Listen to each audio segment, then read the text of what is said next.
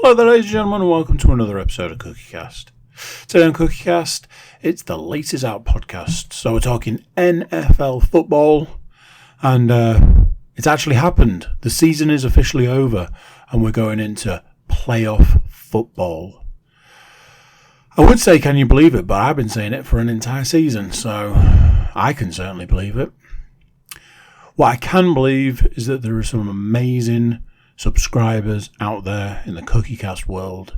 You too can join the CookieCast faithful and become one of our lovely subscribers wherever you're getting your podcasts. Right, here we go. This is CookieCast, the Laces Out podcast.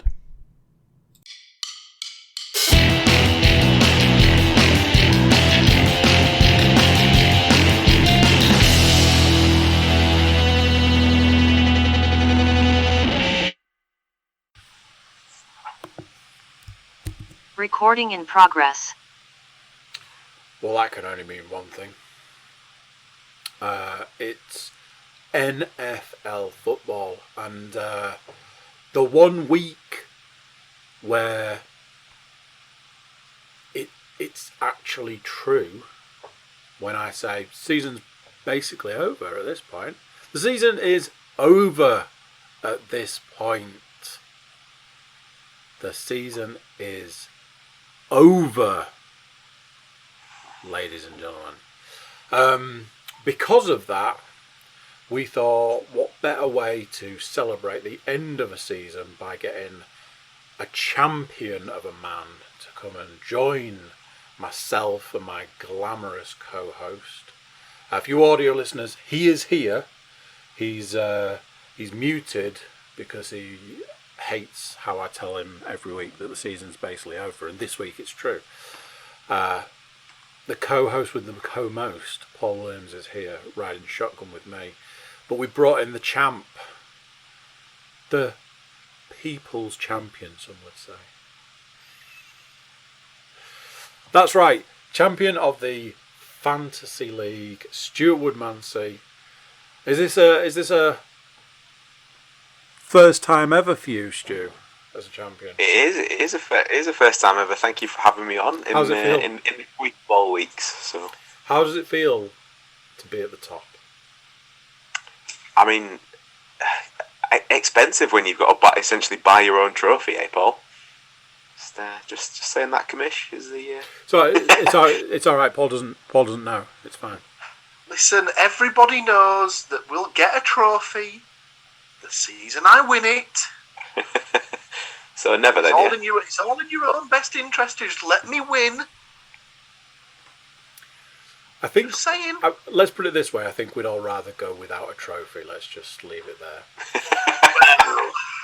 Hey. So the season's over. One of my favourites. Obviously, I for the last few years I've been using a thing of, when it gets to, the week after the Super Bowl and we do the Super Bowl roundup, I always talk about putting my toys away for another year. And on Sunday I saw a post about it's time to put Scott Hansen back in his box until autumn, and I was like, that's brilliant. That's brilliant. I saw another one which was the end of whichever Fast and the Furious, with Paul Walker's character in one car and Vin Diesel's character in the other car, but they'd superimposed Scott Hansen's face over Paul Walker, and then had Red Zone driving off one way and Vin Diesel driving off the other. It's a sad time, because, as I say every week, season's basically over, but the season is over. But some might say this is where it really begins, because it's playoff football time, when the real juicy games come in, and a game featuring the Eagles. But we'll get to that. So, I was going to make a joke of that sort of bill, because I was going to say it's when the creme de la creme come to play, and the 49ers somehow managed to find themselves in the postseason as well. But it's just what it is. I'd started a joke with Paul earlier today, but I realised that the setup was a hell of a lot more than I was prepared to commit to it. But the punchline was going to be the Cowboys. as it usually is. So, where should we start? We're going to spend 10 minutes congratulating Stu on his first fantasy football win. We can, break down his season, game after game, win after win. Or we can just take this opportunity to say congratulations to you, Stu, on your first fantasy football win. May there be many, many more. Condolences to the friendliest giant in town, the JF Juggernaut. Fought to the very end, and Matt and Rob, who had to, in the end, take that back seat to the other two, I'm afraid. So there we go. Fantasy is over. Now it's time to talk reality. Playoff football. So we've still got games to predict. So we've brought our champion in to predict from a guest perspective, and myself and Paul will be predicting from a host/co-host perspective. Did manage to get the stats mistress to do her duties by finding us the tastiest, juiciest stats that there is.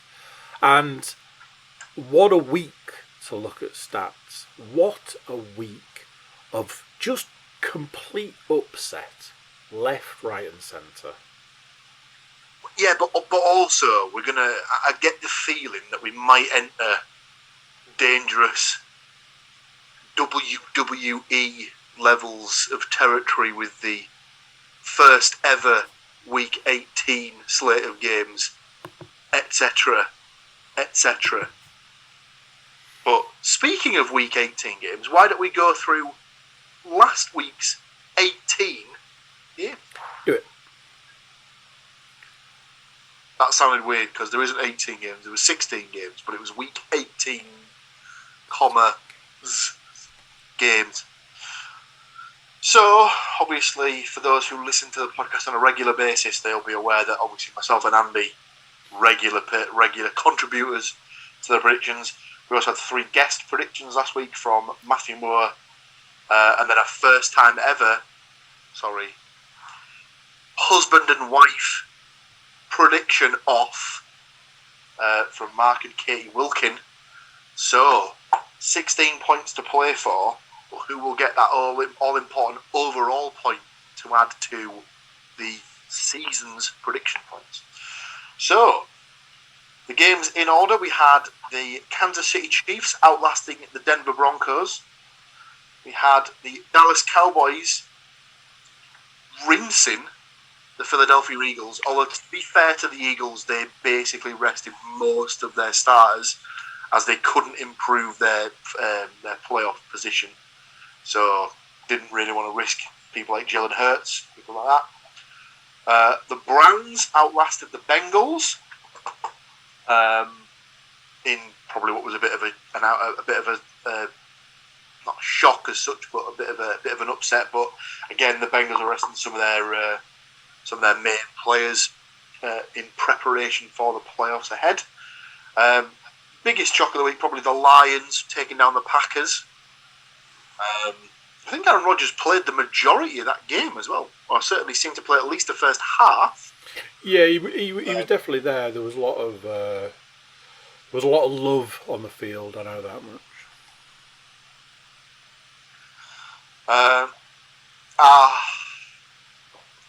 The Indianapolis Colts. Oh dear! All they had to do was win one of their last 2 games to get into the postseason. And they couldn't beat either the Raiders or the Jacksonville Jaguars. So the curse of Jacksonville for the Indianapolis Colts seems to be a very real thing. So but we talked about that last week, and I think we were both in the camp of, I get that it's a stat, I get it's a thing, I get that, there was a lot riding on, like that game had implications for other games and stuff. But it's the Jags. But apparently, when you say, but it's the Jags playing the Colts, apparently that has a completely different meaning. Like watching like the two games that you've just mentioned as well, the Jags game and then the Lions game before it. Like, not only was there the thing about the other teams getting into the playoffs, but what was this weird hokey-cokey nonsense? It's like, you're not supposed to win. You're supposed to be looking for that first draft pick, surely, by this point. And they kept like splitting that between them over the course of the night. It was very back and forth. It was strange. Obviously, with the Lions and the Jags both winning, it just made absolutely no difference to the draft order. The Jags ended up with the number 1 overall pick, so they will be picking first. That was possibly, at the end of that Jags game, though, the most sort of condescending piece of commentary I've ever heard. What a week for the Jags! They've finally managed to win, and they get the first draft pick. Is this like, just get the knife just in, just at the end, just to be like... top-level banter. We continue with the Washington football team in what could be their last ever performance as the Washington football team. Could. I can hear, if I listen carefully, I think I might hear Amy Brinton just thanking her lucky stars. Can't wait until the 2nd or the 3rd of February when it gets announced as their full-time name moving forward. They managed to get a win against the New York Giants. We had the Vikings taking care of business against the Bears. Obviously, just jumping ahead a little bit, is there anything in the stats about people losing their jobs? I can have a look at the overalls. Obviously, it's... are we allowed to say Black Monday these days? No, well, on the Around the NFL podcast, they referred to it as New Horizons Monday. Because rather than look at the negative, they look at the positive of, well, now these people are open to explore new avenues and things like that. But yeah, this was a matchup between teams who afterwards, or on the following day, relieved their head coaches of their duties. But it was the Vikings who managed to pull out the win in the end. We had the Titans taking care of business against the Texans to wrap up the number 1 seed. The Steelers eventually managed to take care of business against the Ravens and then had to play the waiting game to see whether they would make the postseason. The 49ers beat the Rams. The Buccaneers thoroughly smashed the Panthers. I think it started a bit slow in that one. I thought the Panthers had their number for about the first sort of like period, or the first quarter or two, which I thought was a bit odd. Not to shoehorn the fantasy thing back in, but that was one of the games that was slow. And like having Tom Brady as your quarterback in fantasy is a little bit like toilet training a toddler, in the sense of the whole time you're watching it, nothing happens. The second you look away, bombs everywhere. What a lovely, lovely thought. You're welcome. Finishing off then, we've got the Seahawks beat the Cardinals, which was a bit of a shock. The Dolphins beat the Patriots, which on paper was a bit of a shock, but in hindsight probably wasn't that much, as the Dolphins, I think, have beaten them something like 4 straight times now. The Saints beat the Falcons, but were eliminated from postseason contention with that 49ers win against the Rams. The Bills beat the Jets to win the AFC East and go into the postseason as one of the higher seeded teams. And then we came to the win and in game between the Chargers and Raiders, or tie and both go to the dance. And it came down to the final kick of overtime for the Raiders to punch their ticket to the postseason and send the Justin Herbert fan brigade into mothballs for the summer, or the winter, I suppose. But yeah, those shirts can be safely put back in the closet for another 7 months or so to be dusted off in September.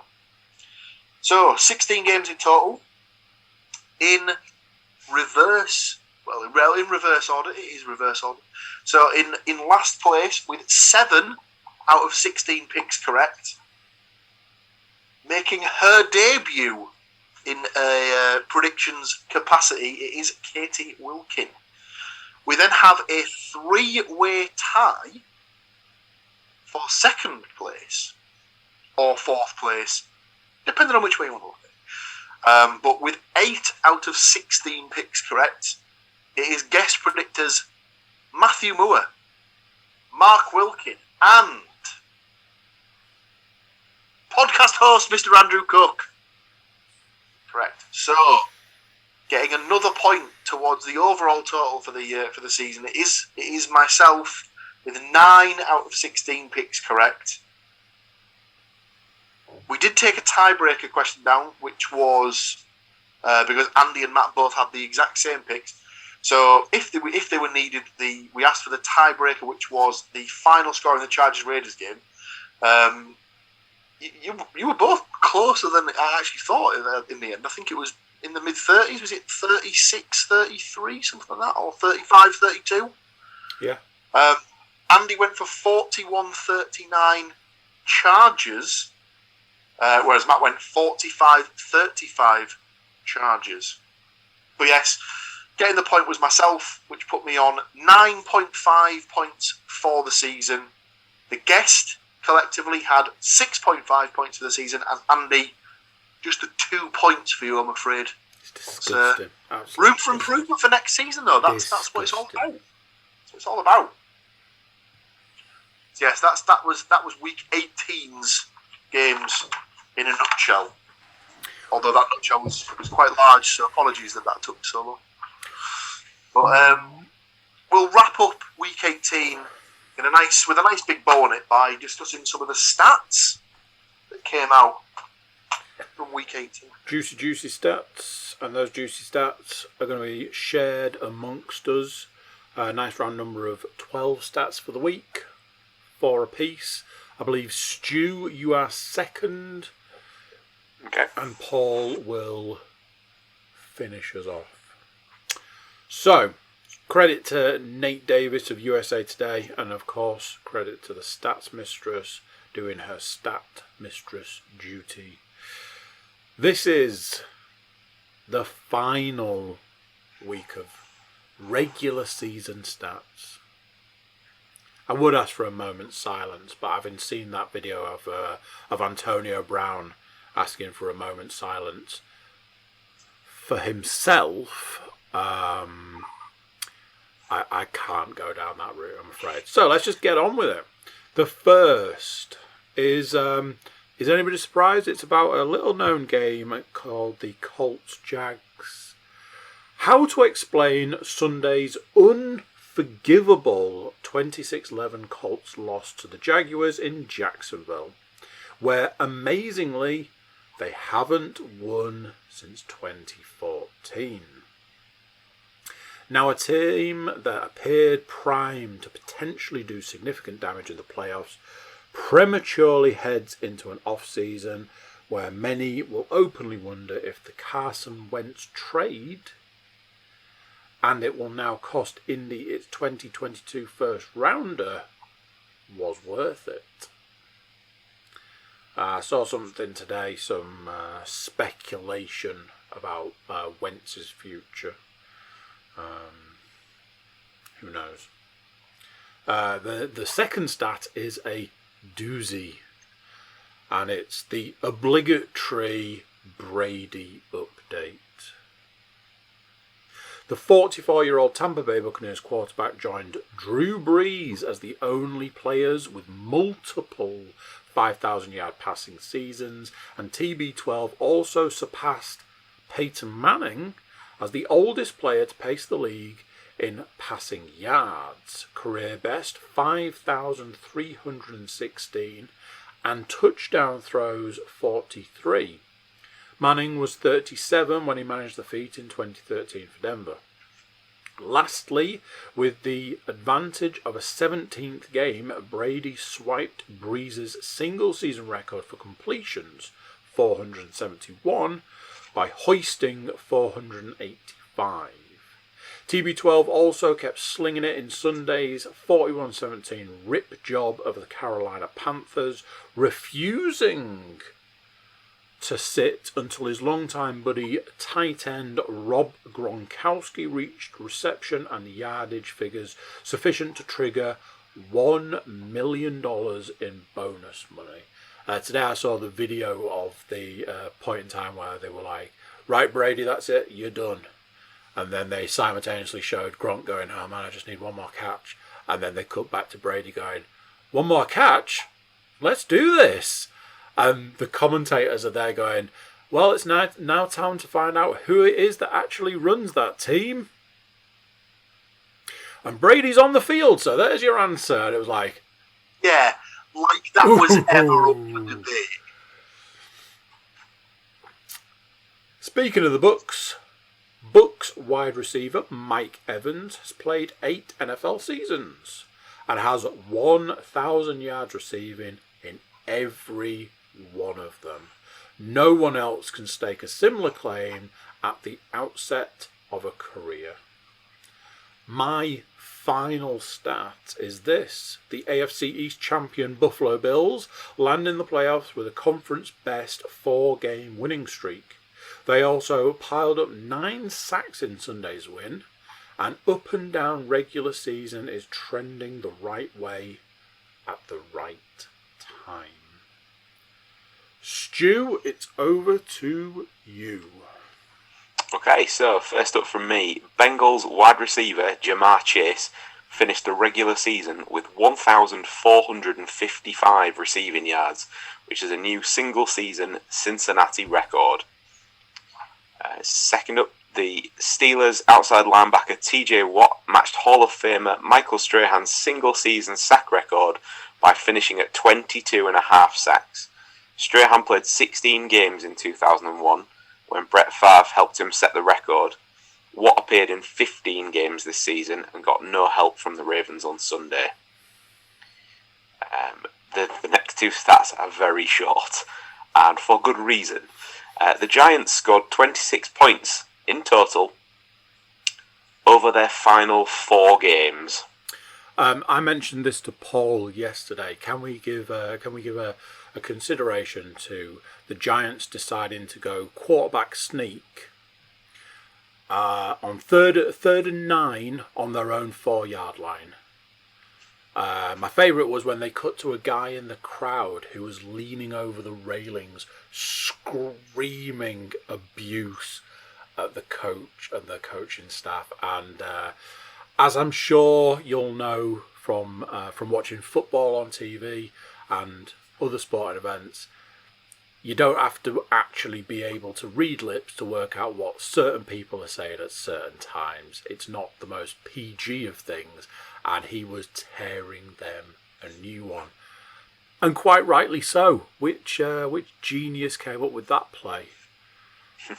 Anyway. And speaking of massive totals, meanwhile the Jets mustered 4 first downs and 53 total yards in their final performance of the season. And that's it from me. To be a New York football fan.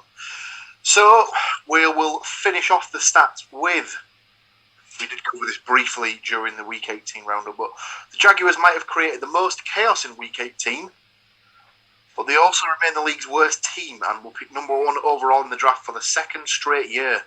Safe to say they won't be taking a quarterback. Question. If you haven't been paying attention to the Tennessee Titans, shame on you.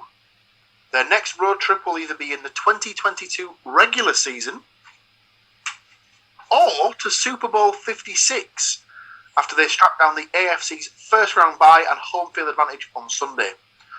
Now running back Derrick Henry has 2 more weeks to prepare his surgically repaired foot to complement an underrated defense that always seems ready.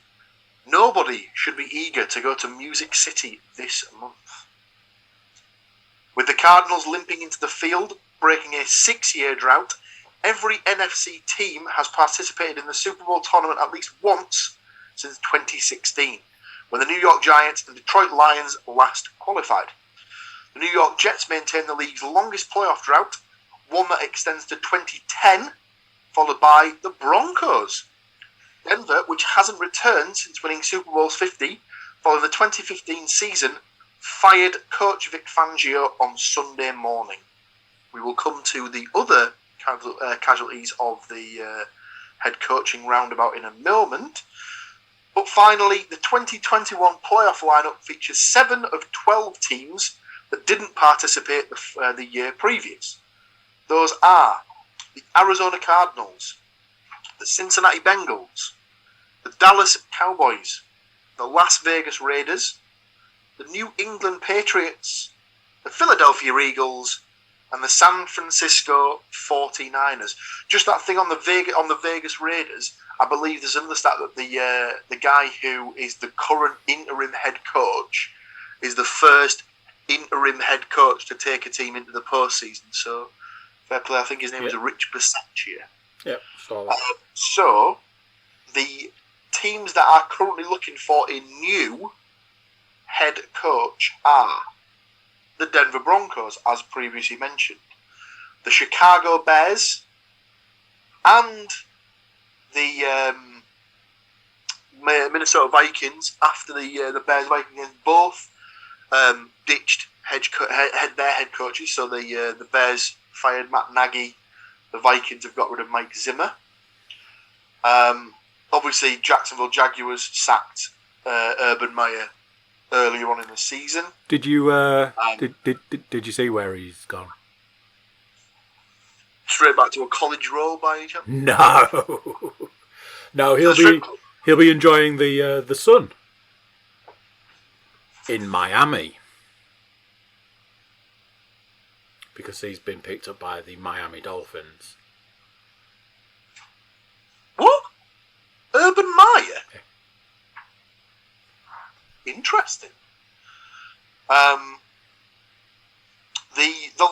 The last head coach that has been speaking of the Miami Dolphins, surprisingly enough, was Brian Flores, which came as a bit of a shock, personally, because, like I say, they've got a good record against the Patriots, which in that division is massive. But he ended his 3 years with a 24-25 record. So obviously he's got about a 50% win ratio, but he'd had back-to-back winning seasons. Just a bit of a strange one. That I would have thought he was pretty safe for the majority of his time there. But yeah, strange. So there's still question marks over the Giants head coach. There's rumours that he might be getting the bullet, and there's other head coaches who are probably feeling the heat under their cheeks, shall we say? But that's the current coaching situation in the NFL, and that puts a nice bow on the 2021 regular season and sets us up nicely for the postseason. Indeed. Playoff football. So, that's the season done. I've been saying it for 18 weeks, and now it's actually here. So, a lot less games to predict. We've got our league champion who is stepping up to predict for the guest, which feels only right in a lot of ways. And I know I've sent my picks in already. And let's dip into what those picks look like for the first week of the playoffs.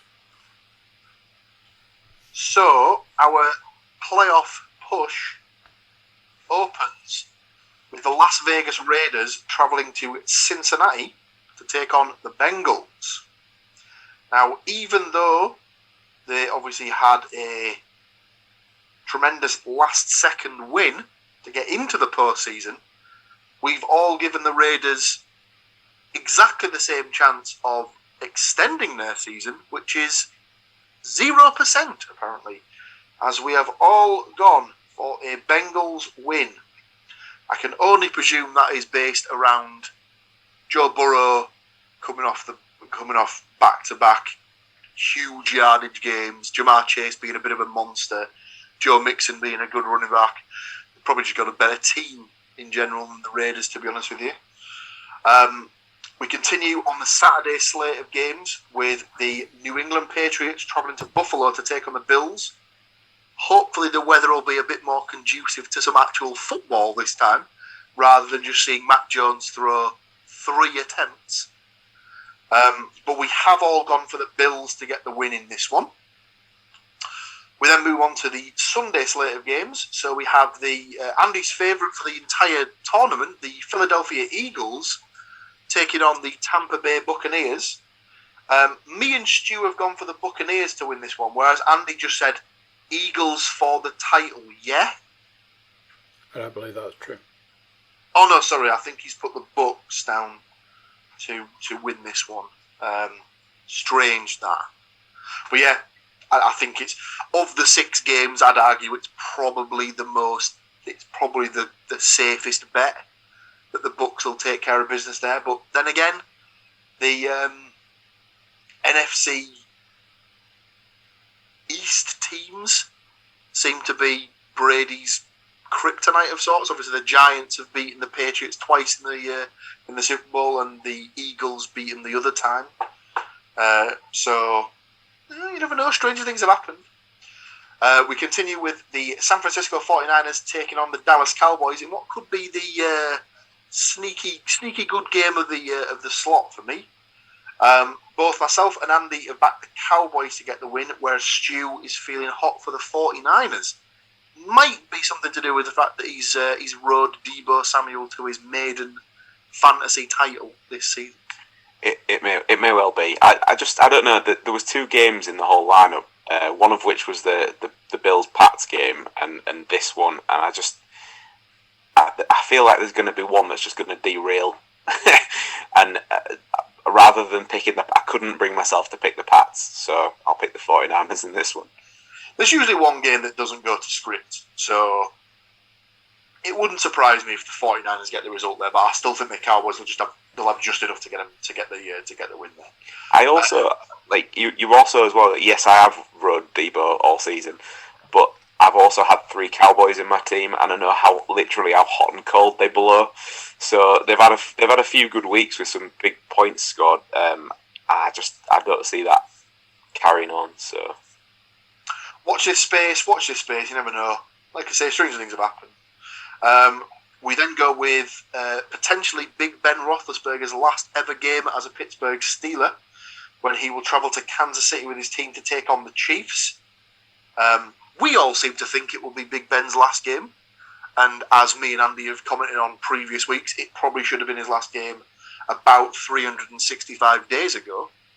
But that's neither here nor there. Yeah, no surprises. We've all gone for the Chiefs to get the win here.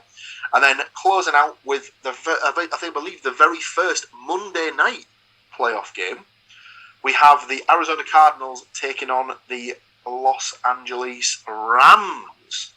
Now, this is another one that's split opinion on here. So both myself and Stu have gone with the Rams to win this one, whereas Andy has taken the Cardinals. I'd say of the 14 teams going into the postseason, I'd say these are probably 2 of the most difficult ones to call, because the Cardinals have absolutely just stumbled into the postseason. I think they've gone something like 2-7 in their 9 games down the stretch, or something ridiculous like that. They have not looked great. Let's be honest. And the Rams, Matthew Stafford just can't stop throwing the ball away.